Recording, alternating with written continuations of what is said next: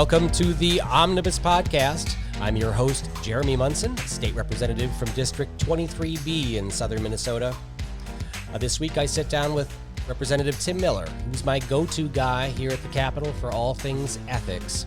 Talk about a complaint that was filed by a bunch of Democrats against a bunch of Republican House and Senate members, and how this complaint becomes law, and why you should care about this hyper-partisan political throwdown that happens on the floor frequently.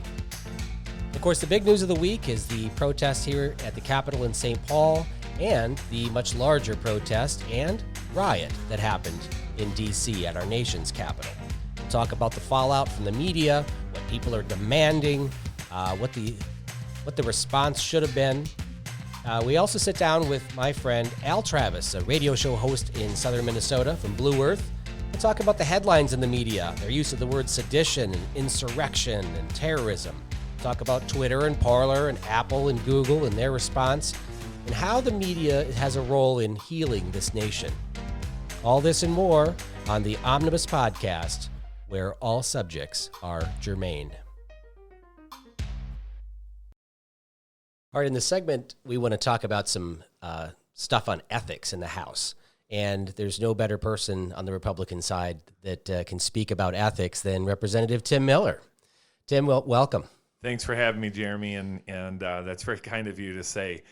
So there's a lot of nerdy things that happen in the Capitol, but they are incredibly important to the people out there. And what I like to do is to help them understand just briefly what it is we're talking about. So we have everything that happens in the House goes into the Journal of the House, which who cares, right? It's a big book. There's volumes of it throughout the past years. The entire history of Minnesota in the House of Representatives has happened in the Journal. So think of it as sort of like the minutes to the meeting. Well, what you're allowed to do in Minnesota, if you're a member, it only takes 2 members to file a letter of protest and dissent to another member or another group of members. And the intention of this is really the last opportunity to voice something, to have your voice in the House when maybe no one else agrees with you. So you only need 2 people, and that's a good thing. We need to give voice to everything here when appropriate. But whenever there's rules can be misused. And that's what we had. On the first day of session of 2021, we had 8 Democrat members file a letter of protest and dissension. Among them, the people they were protesting and dissenting to were me, you represent Munson, some of the other people that we know. And what they did was they put it in, as you might imagine, no one really looks at the journal, but our researcher, Margaret Martine, did. And she said, did you realize this is in here? So we're able to have appointed personal privilege. Basically, if there's something that's about us that happened, we can talk on the floor. And myself and some others, you can get to your role in this in a second, Representative Munson. But we spoke to this today and said, basically, this is not okay. And I won't talk much more here because I want you to, make sure that we keep this on track. But why this is important is, granted, most people won't look at the journal, but understand in a journal state, that is the law. What is said in there is codified into code. Now, they didn't say anything's going to happen to us, but it's a scar on our reputation that they tried to sneak in. And worse yet, what they were doing is we wrote a letter to the Texas AG, or to consider Minnesota as part of his lawsuit of states that broke election law, which we clearly broke. Secretary of State broke election law in Minnesota. So we wrote a letter requesting it. These people saying that we dishonored the institution, and then they tried to sneak something under the table by doing it. Who exactly disgraced the institution in this situation? Well, and it's really important to know that we're actually supporting the institution by saying this institution, the legislature, passed laws on how to run our elections, and that those laws were not followed in the 2020 election. That was our concern. That's what we wanted the AG, because our AG isn't going to sue, right? And our Secretary of State actually unilaterally wrote law in his consent decree with the courts changing election law. We're just asking that the rule of law be followed. That should be praised, not chastised in written into law that these people are shameful. Especially by fellow legislators. Granted, they're from the other party, so they wanted to try and have a gotcha moment, I guess, or pat themselves on the back. But this is what we've been arguing for the past year, is that the legislative process, which is 1/3 of the government, a very important branch. In my opinion, if you were to pick the most important branch, it should be the legislature, because we most represent the people that vote for us. But this has been our argument all along, that the executive branch continues to usurp the law. They don't upset me. They don't cause problems for me. They are usurping the law.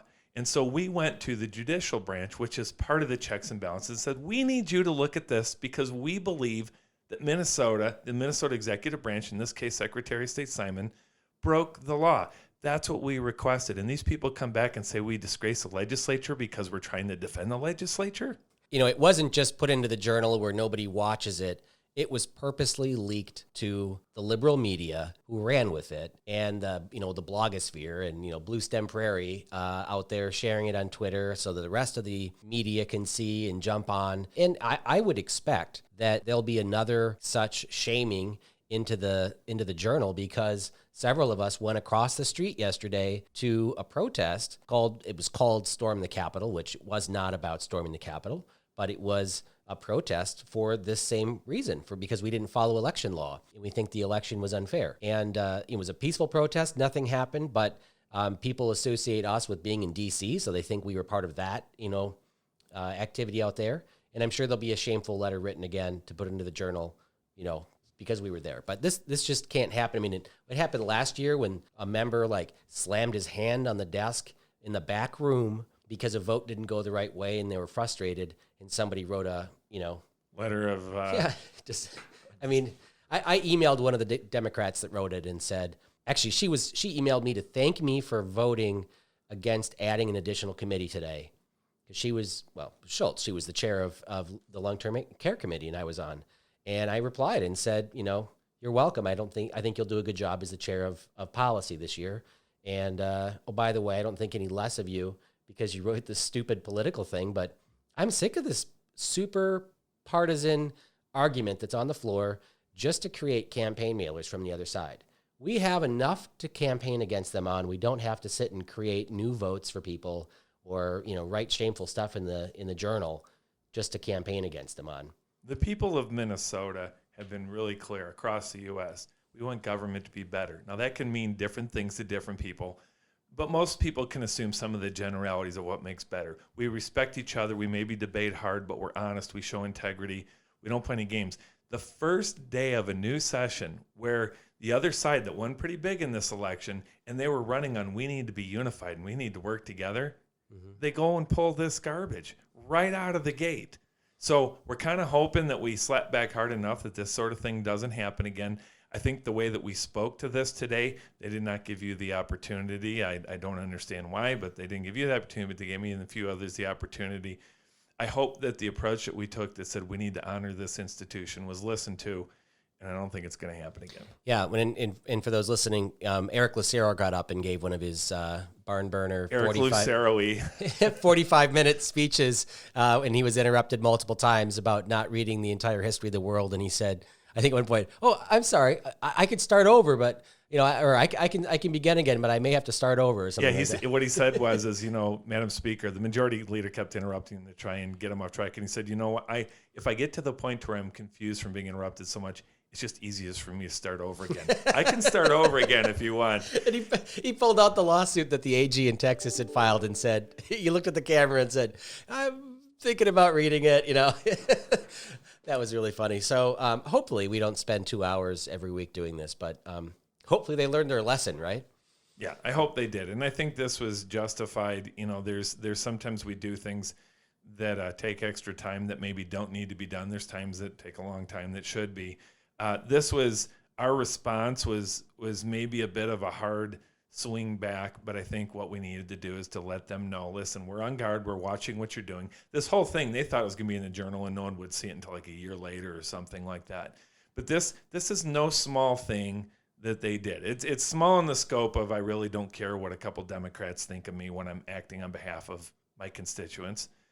But it does matter when they start taking it to the next step, the next step, and the next step, and suddenly I have an ethics complaint because I didn't stand for myself, and I'm going to stand up for myself. Yeah, well, thank you, Tim, for being such a leader on being such an ethical legislator. And, when I saw this, I just kind of sloughed it off like, oh, gosh. But, you took a stand and really laid into why this should not be abused at the House and how we need to be better than this. So thank you for doing that on the floor today. Thanks, Jeremy. This week, the Mankato Free Press ran a story on the front page of their paper. It says a group of Democratic lawmakers is investigating me and 5 others to see if we, quote, advocated for, incited, or supported acts of domestic terrorism. Now, this is during a peaceful protest outside of my office here at the Minnesota State Capitol. Now, it should come as no surprise that the Free Press would not reach out for a comment or obtain footage of me actually speaking so they could judge how insightful my language was. So I wanted to play the audio for you of my speech, and you can kind of judge for yourself how much I incited violence. Thank you so much for coming out today and supporting our president and supporting the rule of law. And I also want to say thank you to all the state troopers that have came out here. We love our police. We love our law enforcement. Even though this is called Storm the Capitol, we are not storming this fence today. We want to get you inside as soon as possible, but please respect the police officers out here. They're doing their job. We wish that Walls would have called them out here to protect the statues from being torn down, but they are here today for our safety, and they're doing their job. Please respect them, and thank you for coming out today to support free elections, fair elections, and the rule of law. But I was the first speaker of the day, and I left for a news interview just a short time after I spoke. There was several hundred people at the rally. I thanked everyone for attending, and specifically thanked the police, the dozens of police officers that came out, and reminded everyone what our goal was, which was to talk about free and fair elections. I did address the name of the rally, which I learned was called Storm the Capitol. I said, we're not storming the Capitol. We're not going through the fence here. Now, what I really want to say about this rally, it's so important, is that my job as a state representative is to represent my district in government. And if any of my constituents come to the Capitol and they want to meet with me, I will meet with them if I have time or my schedule allows. Now, we have rallies here multiple times a week during, when we don't have COVID here that shut our Capitol down. It could be pro-gun, anti-gun, pro-life. Could be for people with disabilities, health freedom, you name it, Veterans Day on the Hill. There are rallies here all the time, and I go out and speak to constituents from my district and anybody who wants to meet with me if I have time. Now, I may go out and speak to people coming here advocating for gun control. That's something I don't believe in, but I will meet with them, and I will hear them out, and I will converse with them. And if they ask me to, I will speak to them, to a large audience, to explain what my positions are, to walk them through the argument of how gun control doesn't work for the state. There will be people that speak after me, but to tie me to the language that someone else uses at that rally, I think is unfortunate, because it means you're going to tell legislators that they really shouldn't go out and talk to people who have views that may be controversial. Now, we have a constitutional right. Everyone in America has a constitutional right to petition their government for redress of grievances. And we see this every week here at the Capitol, where hundreds or thousands of people come into the Capitol for their issue. They have a rally in the rotunda or on the Capitol steps or out on the lawn, protesting, petitioning their government for change. Now, some of those issues I agree with. Many of them I do not agree with personally. But if my constituents come to the Capitol and they want to meet with me, they want to hear from me, I will go out and meet with them regardless of the issue that they're coming here to advocate for. That is my role. I am supposed to be their representative, and they have a right to hear from me and what my opinion is. Now, if people come up here and they want something controversial, and I go out and speak my mind and my opinion of what I believe, and if a speaker gets up after me and says something that is controversial or hateful, to tie me to that person is wrong. If you start tying legislators, representatives of government, to every single thing that's said, that's worn, or that's printed on a sign at a protest that representative goes and speaks at, then you're going to create a government where representatives of the government will not meet with you, will not meet with the people that come up here to petition their government for a redress of grievances. And that is where our representative government will start to fail. So the Mankato Free Press ran this story tying me and Congressman Hagedorn and other representatives to what happened in D.C. Now, the state representatives that attended the rally in St. Paul, this was a peaceful rally. There was not violence. There was not looting. There was no storming of the Capitol. It was just named Storm the Capitol, unfortunately. But the Mankato Free Press had an article that really cast the representatives who attended in a negative light, not because of what they said, but because of what was said by others at that same rally. And then there's just been a slew of letters to the editor demanding that we resign because we have to apologize for attending the rally. And this is where people need to understand what the role of a representative is, and we should want people who are willing to come out and meet with you, regardless of whether the representative believes in your issue or if they just want to hear you out. So it's really sad to see all of these letters to the editor demanding resignation because of a representative's attendance to meet with their constituents and talk to people about an issue that they are passionate about.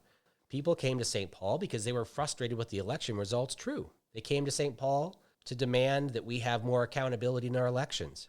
I got up and spoke and talked about our election law as a lawmaker and how Minnesota did not follow election law during our election. That is true. And I talked about the importance of the elections next year. The Secretary of State, the Governor, the Attorney General, all running for re-election, and how they need to get involved with campaigns, and they should advocate for changes to election law. The legislature sets election law, and we have an ability right now to harness this energy, this frustration that people have with our elections, to advocate for change. I want to show people how they can do that legislatively. I want to show people how they can get involved with legislation, to write bills, to go around to call legislators to sign on as chief authors or co-authors of a bill, how to get a hearing, how to come and testify, and how to pass this legislation into law. That's what we need to be doing. That's what we should be focused on. And that's why it's so important that representatives go out and meet with their constituents when they come to St. Paul. And if you come here to advocate for an issue that is not something that I personally believe in or want to get done, I'm still going to show you the ropes. I will still show you how to write a bill. I have sat people down with revisers to write the bill that they want to have passed, and then offer them an opportunity to go around and get authors to sign on to the bill. Be a citizen lobbyist. It is so great to see it, because most of the legislation here is written by outside lobbyists that are paid by corporations. We need more citizen lobbyists to get involved. I will show you how to do this. And if it's a great bill that I believe in, I will sign on to it too. This is where we should be focusing our energy, and that's why we need people out meeting with their constituents that come to St. Paul. So that's my personal beliefs. I believe so passionately in meeting with people, and to be criticized for meeting with constituents and meeting with people that came to St. Paul. They came here because government is here. They want to meet and talk with people of government. And that's why it is so important to be out there. If no one from government showed up, I don't think it would have calmed people's nerves. I think it would have actually created more tension, that no one is listening. It's important to have representatives listening, and I thank those representatives who had the strength to go out and meet with people from their districts and people from across the state about an issue that they were here and so passionate about. Well, I'm excited this week to have a non-legislator on the show, my first, and it's appropriate because I have Al Travis on the show, and Al had a radio show here in Mankato called, was it Al in the Afternoons? Yes, Al in the Afternoon. Yeah, so it's I think I was on your first show for that, and so welcome, Al, to the Omnibus Podcast. Well, I thank you for being on. I heard about this, your podcast, and I just love the idea. And yeah, you were my first interview on Al in the Afternoon on KTOE Radio in Mankato. So what goes around comes around. That's right. Well, I had you on today because you've been in radio for a couple decades, Yeah. at least. And I wanted to get your opinion on how the media is responding to what happened in D.C. with the riots, sedition, the attempted coup, and all the other stuff that they're calling it. I mean, when I look at what happened in D.C. with the riots, it was absolutely horrible that some people died. Both sides, the police and one of the rioters was shot, and then we compare that to what happened after Memorial Day, after George Floyd died in Minneapolis. The media. I was looking at one headline. I was trying to pull up a couple where CNN had said, protests were fiery, but mostly peaceful. You remember that picture from Oh, it was Wisconsin?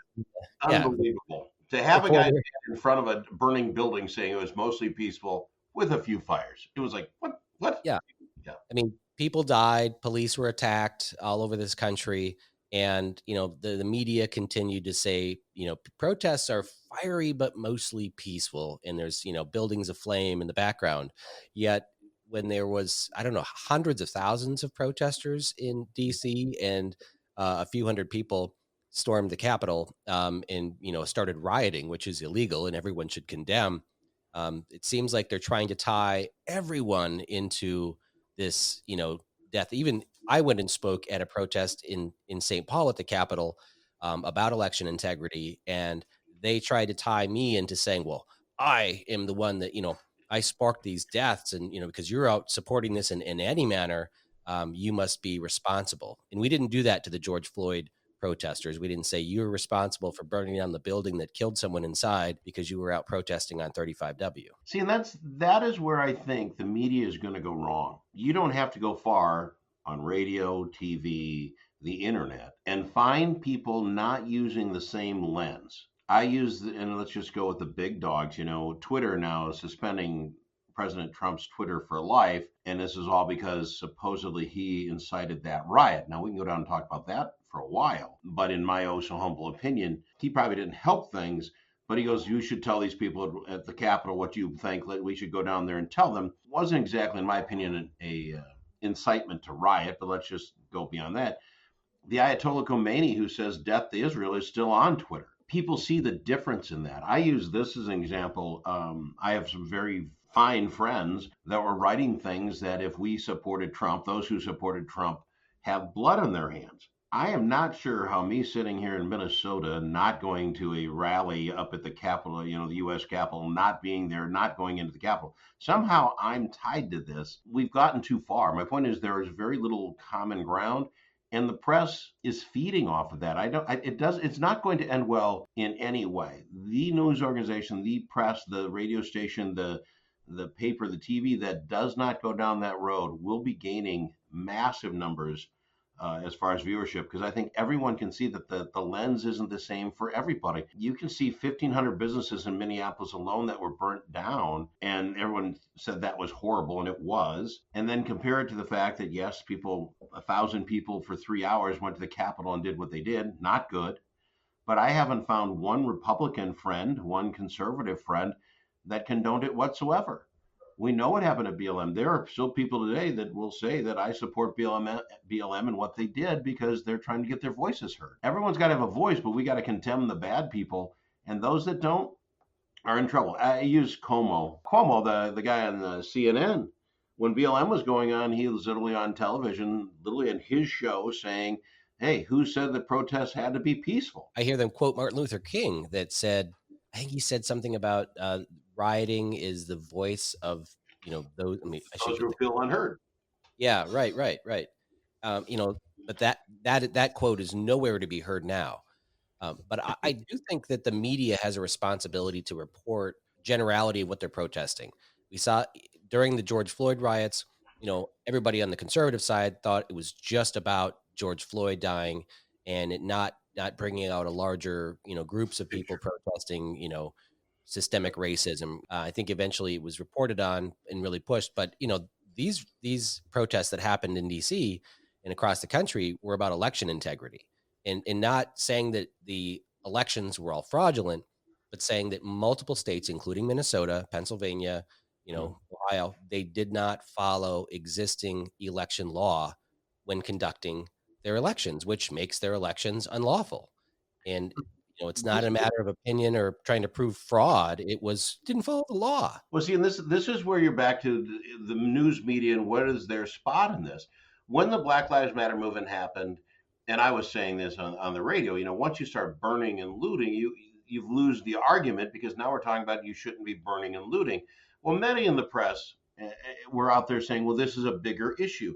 These are folks who feel they're not heard. It isn't just about George Floyd himself. It isn't just about this Breonna Taylor. It's deeper than that. So at that time, the press wanted to get into the deeper meaning of what those riots were about. I think that was well worth the conversation. I have no problem having that conversation. But now, when this happens at the Capitol, we're just talking months ago. This isn't years gone by. This is months later. A different group wants to be heard. I don't think this had, now the papers are calling it sedition and a coup, and they're all traitors for doing this.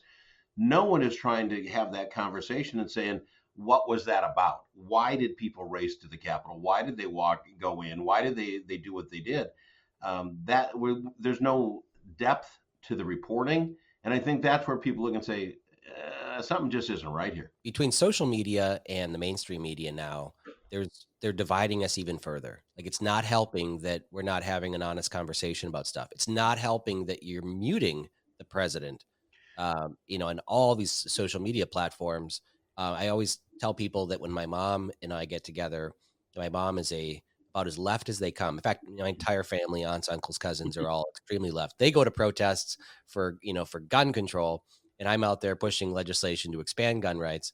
But when we get together, my mom and I like to swap phones and go through each other's Facebook feed, and it's absolutely frightening what she sees compared to what I see. Like, it's not even, we're not even in the same, we're not in the same ballpark. We're not in the same game. I mean, it's just, it's no wonder why people are so extremely upset on the left, because they're not even getting to understand what our argument is. It's gotten weird. Back when you and I grew up, and I'm older than you, I'm sure. We had ABC, NBC, and CBS, right? And then Walter Cronkite's of the world came on. And we know now, if you look back, you can kind of tell which way they leaned, which everybody has the right to have an opinion. But for the most part, news was who, what, where, why, when.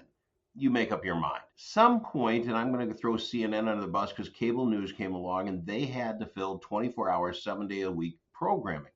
It wasn't an hour at night. It wasn't the early morning show, half hour. It literally was 24/7. Well, you then need a huge influx of content. And to get some of that content, we've got people who were outspoken news people, and they could fill hours at a time giving their opinion on the news. We have news channels dedicated to the people's opinion of the news. And then instantly you start seeing this split. There are those on the left can watch CNN, those on the right watch Fox or MSNBC. Now we're splitting things up. And when that happened, and I'm going to say, early 2000s, then it got to a name calling thing. We don't ask anybody their opinion on why they rated this or did that. We start calling names. Seditionists? I don't understand how anyone could say, if I think that in Georgia, just from what I've read in the papers, what I've seen on TV, there were votes fraudulently cast. I can believe that. I might be wrong, but I can believe that. And by believing that and stating my opinion, I'm a traitor, or I'm looking to coup for America, or I'm a seditionist. That just doesn't make any sense. We label people now, you're left, you're right, you can't have anything. The president of the United States can't be on Twitter anymore the rest of his life. I read that, I didn't make this up, but here's the quote. I read, it's on Facebook. Some guy said, and I'm not going to remember who did it, but you don't cut off someone's tongue because he's a liar. You cut it off because you're scared what he's going to say. And I think we're at that point. If no one cared what Trump said, let him have Twitter, let him type anything he wants. No one's going to follow him.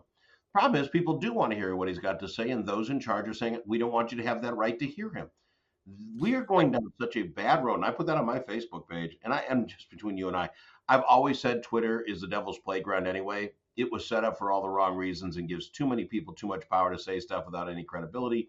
Fine, you want to be on it, go ahead. I'm dumping my Twitter account. Now, the tens of people that were ever following me on it aren't going to care because I never posted much. But we have got to find a place and a way in America that literally the freedom to have a conversation can be there. And we don't have it currently. I use Twitter seldomly. Yeah. I mostly use Twitter because all of the media have Twitter accounts. Like, the media doesn't follow my Facebook page, but the media follows my Twitter page. So when I want to get a message out there, a press release, an announcement, I put it out on Twitter. But it is literally 85%, liberal and 15% conservative.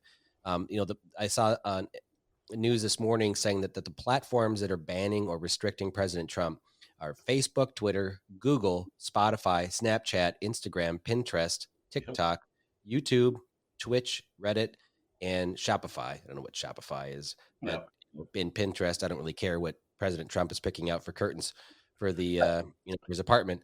But it's amazing that all these platforms have decided they're going to ban the president. These are private businesses. They can allow what they want. And I would say, yes, that's true if it was true for everyone. They are currently picking winners and losers based on just their gut feelings. Because you can't tell me the Iranian president telling the end of kill Jerusalem isn't any worse than President Trump said, but they don't apply the rules the same. So let's just say they're private businesses. You're right. They can have who they want on. They can talk about what they want on.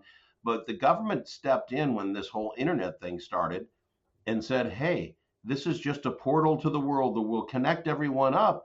Well, now you got Googles and Amazons and Facebooks that are so large that they can affect the rest of the world by what they do and do not let out. There shouldn't be algorithms. If Google's really going to be a good product, Google should say, hey, when you type in what's the favorite Apple, it should just show up the Apple content that has the most hits. It shouldn't be deciding, algorithms on what we want you to see.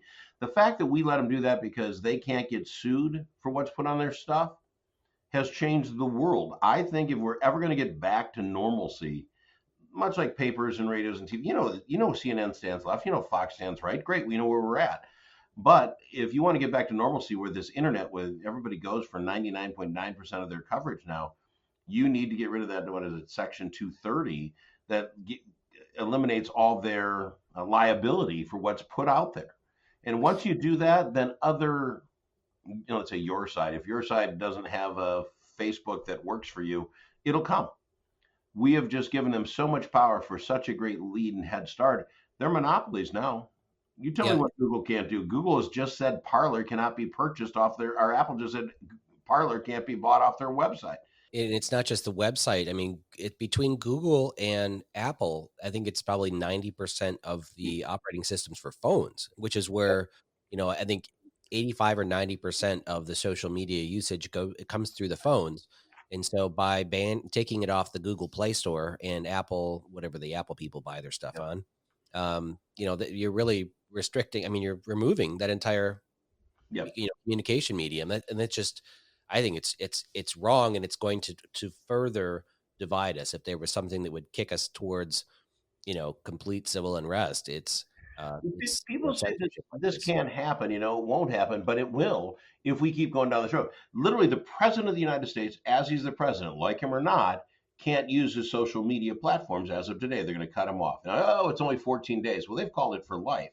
How is it if they can do that to the president of the United States, who should have the ability to communicate with all of us, they can do it to him? How is it they can't take Al Travis, and like you say, they're into telephones now, they're 99% of all communications. When they find out they don't like something I put on my Facebook, or they don't like something I put on Twitter, or they think I'm a seditionist because I said, hey, I do believe that there's some fraud in our election, that they don't cut everything off for me. No more texts, my phone doesn't go out. They could literally turn me off, in which case, what? I got to go snail mail again to communicate with my relatives? Don't laugh. It could happen. Well, your statement right there is going to get me off the Apple Play Store and YouTube, which is owned by Google, right? Yeah. Yeah. Well, Verizon's got ownership. Everybody's got a boss, and right now, with the money Amazon's and the Googles have, they're buying up the things that control the content. From Disney Plus and all the rest of that. This is not going to end well unless all of us, left and right. What's killer about the left used to be all about free speech, right? They were the speech right advocates. They were the ones who everybody had a right to talk. And that's not where it's coming from. I would have thought the left would have been the ones leading the charge, saying, no, you can't take, people off the air. You can't take, you can't take Facebooks and Twitters away from people just because you don't like the free speech. I can't believe it's coming from the right, that we're the ones having to do this, because I would have thought Democrats would. I'm disappointed that there aren't some more free speech liberals out there that aren't stepping up and saying, no, this has gone too far. Yeah, well, I think you're absolutely right. I introduced a bill at the legislature putting a free speech amendment into our state constitution, because our constitution currently only protects, our state constitution currently only protects freedom of speech for the media and for legislators. And I have a passion for bringing free speech to campus, to college campuses, to public universities who currently have created these little free speech zones. and that's not correct. I mean, it should be allowed anywhere, the left doesn't support freedom of speech on campuses, and we saw that where conservative speakers were being invited to campuses, Berkeley and such, where the free speech movement started pretty much in the '60s. So I think we have a lot of work to do in social media. This Section 230 or whatever it's called, where you would make social media platforms liable for damages for speech. It's kind of frightening if that were to if we were to get rid of that liability, because I think we saw more censorship. And I think China or some other or India country removed holds social media platforms liable, and when information is posted that's incorrect, then the social media platform is liable, because that basically would mean you saying a lie about Biden, that Biden could sue Twitter for the lie. I mean, we have to figure out something to push the liability onto the person and not the platform. Well, and I don't disagree with that. I think the difference comes in is that if Representative Munson is pulled off of Twitter because they just don't like the way you stand, you as Munson has the ability to sue Twitter and say, wait, why am I being held differently? And they'd have to prove why. Every other representative stays on, every other senator stays on, guys that have, different. That's what has to be sued. They're becoming publishers at this point. They're publishers. They're deciding who gets in the magazine and who does not. That's what needs to be sued. If Munson's allowed to be on and Munson says something crazy and lunatic about somebody else, well, they can sue Munson. It's that publisher aspect. They can't stifle down results. They can't say Representative Munson doesn't get on because we think he's this too crazy. Those are the things that you should be allowed to sue them for if they hold you back. That's the 230, the part of 230. I agree with you. Otherwise, if you can sue them because somebody else said something you had no control over, got it. But then open up the floodgates and have no control over anything. Google and their analytics. They got analytics for everything. Why do you have analytics? I don't get it. Just turn it on. Let the free market do what the free market does. The Jeremy Munsons out there say their stuff. The other side they say their stuff. Good. That's what the American way is all about. And then Jeremy's going to hit on something, and people are going to say, "Wow, that makes sense to me." And you win in the area of ideas. Right now, we're stifling ideas, and that's nuts. So where do the headlines fall in? Do we have work to do to change the headlines in major media, TV and newspapers across this country when it comes to discussing these issues on the right and left? Yes. I mean, you'll see, and they do this, you'll see it every now and again on Facebook. On the same day, the same newspaper will publish two different headlines, right? In this market over in the West Coast, they get it a little differently than they did in this market because it feels better for the people, or they sell more papers that way. In my opinion, this comes down to people got to start caring. We've gotten to the point almost no one gets past the headline. Even on Facebook now, 3,000 things have popped up since last time I was on Facebook. So I'm literally just scrolling down. Catch a headline doesn't make enough sense. People don't read anything further down than the headline. America's got to change that. And hopefully with all what's going on and everybody, I think I read somewhere 60 or 70% of the people don't believe the headlines that they read. I mean, once you get to a point where you can't even believe what you're reading, then you have to go deeper. I think this comes down to the people. And this is going to come down to, if I can represent Munson, and I use that because I want to talk about your job as a representative. This is going to come down to getting guys like you on the local radio stations, on a podcast like this, that is the interest of Minnesota, going and drilling down so that Joe Schmoes like myself, so that kids, the next generation, can hear from the folks who are going to make that vote why they did it. So then it doesn't matter what the Star Tribune's headline is. I need folks like yourself who get it. We're going to go up there, make the votes, tell me why. And then as I hear it out of your voice, out of you telling me on the radio, you telling me on a podcast, then I can make my choice of why he did that. And I think what's going to happen really quickly because of all this stuff going on nationally, I think people are now more in tune to where they sit politically than they've ever been. And now it's going to be a thing of ideas. Representative Munson, what are you going to do for me to fix this? Are we going to pay for Minneapolis to be rebuilt? I want to know who's saying yes. I want to say no, who's saying no, and I want to hear why. I think we have an opportunity, your side, my side, have the opportunity to really gain people in our movement, if you will, to the right at this time more than ever, if we're willing to put on why. Take the hits, if you say now you supported Trump, you're taking a bit of a hit. I don't think in the history of the world that's going to be the case. But as of today, yeah, I supported Trump. That's a knock on you. People are going to look down on you. Some people will. If the Republican Party, if our side is willing to say, hey, I was for Trump for these 10 things that he did right, I won't stand up for rioting, I think there's a platform there. And I think we will gain a lot of people because I think people are paying more attention now than they ever have. Headlines, you can't change it. These papers are owned by huge organizations. They're not the local papers anymore. You can get local, but most are bought by some conglomerate that owns 20 different, and there is no more of that. We have to hear from you, the representatives, you, the senators, at the local level. And if we don't hear from you, and with now the technologies, the abilities to do that, that's where we're going to lose out. And that's why I love the idea that you're doing this. I love the idea of the podcast, Omnibus. I love the name. But this is where you can throw everything plus the kitchen sink at people and let them decide. And when they get to do that, I think you'll see people saying, okay, this is why I did it. We don't agree with anybody 100%, but at 99%, and I hear the guy on the podcast, or I hear the guy on the radio, I can get behind that. This is how we're going to take back the country.